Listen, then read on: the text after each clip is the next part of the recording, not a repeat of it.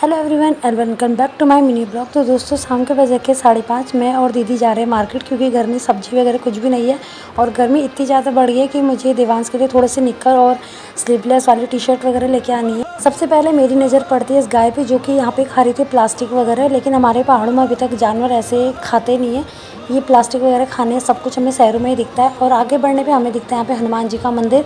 तो हम लोग हाथ जोड़ के निकलते हैं आगे। शादी से पहले मैं दीदी के साथ बहुत जाया करती थी इस मार्केट में, लेकिन आज मैं काफ़ी टाइम बाद इस मार्केट में जा रही हूँ और इस मार्केट से मैंने काफ़ी शॉपिंग भी की हुई है। सबसे पहले मेरी नज़र पड़ती इन फ्रेम में, जो कि दिखने में बड़े सुंदर थे और बड़े डिफरेंट थे। मंडी में एंटर करने से पहले बाहर से पड़ता है ये मंदिर, जो कि बहुत ही सुंदर है। मंडी में एंटर करते ही मैं देखती हूँ कि आज मंडी में बहुत ही ज़्यादा भीड़ थी, और ऐसा पूछने पे दीदी ने बताया क्योंकि आज मंगलवार है तो मंगलवार के दिन यहाँ पे मार्केट से भी लगती है। लेकिन यहाँ पे जितने भी मसाले थे उनकी जो स्मेल आ रही थी उससे मेरे नाक और गला बिल्कुल ऐसा हो गया था, एकदम खराश सी लग गई थी।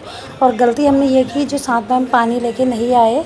शहरों में आके ऐसे बहुत सी सब्जियां देखने को मिलती है जो हमने ना पहले कभी खाई हो और ना ही देखी हो। उनमें से एक सब्जी है ये, मुझे नहीं पता इसको क्या बोलते हैं, तो आप लोग मुझे कमेंट करके बताएंगे। दीदी लग गई थी सब्जी की खरीदारी में और मैंने पकड़ा था डुगू को, तो उसको मैंने बैठाया गोद पे, क्योंकि यहाँ बहुत ही ज़्यादा भीड़ थी। तो जरा सा भी धक्का लगता तो ये पड़ती सीधे नीचे। तो ये मेरी गोद में बैठ के करने लग गई थी मस्ती। और सच बताऊँ, जब से मैं यहाँ आई हूँ ना, देवांश के चक्कर में ना मैं इसको पकड़ पाई हूँ गोद में, ना इसके साथ खेल पाई हूँ। तो और मौका भी मिला तो कहाँ, देखो सब्जी मंडी में। उसके बाद मेरी नज़र पड़े इन कच्चे आम पे और मुझे ध्यान आ गया अपना प्रेगनेंसी टाइम, क्योंकि देवांश के टाइम पे मैंने बहुत ही ज़्यादा कच्चे आम खाए थे। दीदी आगे आगे सब्जी खरीदते जा रही थी तो मैंने इसको गोद से उतारा नीचे, और इसको डर लगने लग गया था कि मम्मी दिख नहीं रही है, तो ये बेचारी बहुत ज़्यादा डरने लग गई थी। ऊपर से मैंने इसका हाथ छोड़ा तो एकदम से हाथ पकड़ने लग गई कि कहीं मैं भाग ना जाऊं करके। हम जब पहाड़ों में सब्जी उगाते तो उस टाइम पे हमें उसकी कीमत समझ में नहीं आती है कि वो कितनी ज़्यादा अनमोल है। तो यहाँ पे आप देख रहे हो ये अलग अलग लहसन जो था अलग अलग रेट पे मिल रहा था, क्योंकि जो खुला हुआ लहसन वो अलग और जो बंधा हुआ लहसन है वो अलग। उसके बाद हमने देखे यहाँ से कुछ कपड़े, लेकिन लिया तो एक भी नहीं, क्योंकि इसमें जो बच्चों का साइज़ था वो परफेक्ट मिल ही नहीं रहा था और मेरे देवांश के लिए तो बिल्कुल ही साइज़ नहीं था इसमें। आगे बढ़ने पे मेरी नज़र गई जलेबी के पास, तो मेरा एकदम से मन हुआ जलेबी खाने का, तो मैंने अपने लिए ली थोड़ी सी जलेबी। हर मंगलवार के दिन दीदी हनुमान जी के मंदिर में चढ़ाती है प्रसाद, तो उसने यहाँ से प्रसाद लिया और मंदिर में वो चले गई प्रसाद चढ़ाने के लिए, जो कि भक्तों की काफ़ी भीड़ लगी हुई थी यहाँ पे। तो मैं तो यहाँ पे रुकी नहीं, क्योंकि मेरे कंधे पे था ये सब्जी का बैग, जो कि हो रहा था बहुत ही ज़्यादा भारी, और ऊपर से मुझे टेंशन हो रही कि देवांश कहीं रोने ना लग गया हो करके। घर पहुँचने पे देखा मेरा देवांश एकदम मस्त होकर खेल रहा था अपनी मौसी के साथ, और मुझे देख के वो एकदम एक्साइटेड हो गया था गोद में आने के लिए।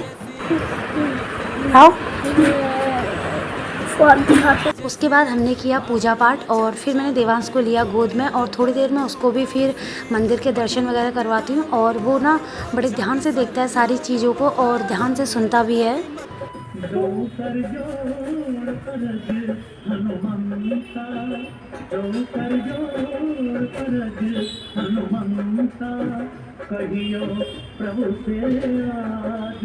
हमारी डुगू को ना डांस का बड़ा शौक है, जब भी वो गाना सुनते जहाँ भी उसे सुनाई देता है वो डांस करने लग जाती है। और अभी मैंने स्पीकर में भजन चला रखे थे तो तब भी वो डांस करने में लग गई थी। आजकल मेरा देवांश हर चीज़ को पकड़ने के लिए हाथ को आगे बढ़ाने लगा है। जब भी हम खाना वगैरह खाते हैं ना तो हाथ मारने की कोशिश करता है। अगर मैं पानी पीती तो गिलास को पकड़ता है, तो अभी इसकी मौसी आटा गूंथ के पानी का गिलास उसको टच करवा रही और उसे भी पकड़ने की कोशिश कर रहा है। भानु लग गई थी अपनी ड्यूटी में किट्टू के चार्ट बनाने में। आजकल उसकी डेली यही ड्यूटी चल रही, क्योंकि इसके बहुत सारे चार्ट बनाने हैं। और किट्टू को जो काम दिया था उसकी मौसी ने, वो मुझे चेक करवा रही थी, तो मैं चेक कर ही रही थी। मेरे हाथ पे था ये पेन, जिसको देख के मेरा मन भी किया कि मैं कुछ लिखूं। जब से शादी हुई है, मतलब किताबों और पेनों से तो मेरा रिश्ता ही छूट गया है। तो मैंने इसकी उठाई ये इंग्लिश बुक और इस एग्ज़ाम बोर्ड पे किया इस नोटबुक को फिट। मैं लग गई थी लिखने पे, जिसमें पूरा साथ दे रहा था मेरा बेटा।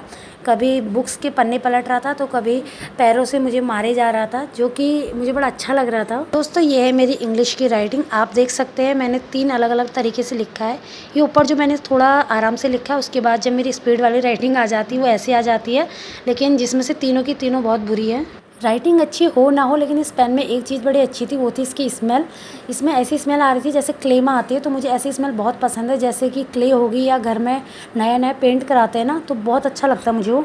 रूम पे हो रही थी बहुत ज़्यादा गर्मी और अभी खाना भी बन के तैयार हुआ नहीं था, तो मैं देवांश को लेके आ गई थी कुछ देर के लिए बालकनी में। लेकिन यहाँ भी उमस हो ही रही थी और यहाँ से बाहर का नज़ारा देखने पे कुछ आपको ऐसा दिखेगा। और ये जो सामने कबाड़ी वाले भैया की दुकान है ना, इसमें आए दिन कुछ ना कुछ ऐसी चीज़ें मुझे दिखती रहती है जो मुझे लगता है मेरे यूज़ की हो जाएंगी।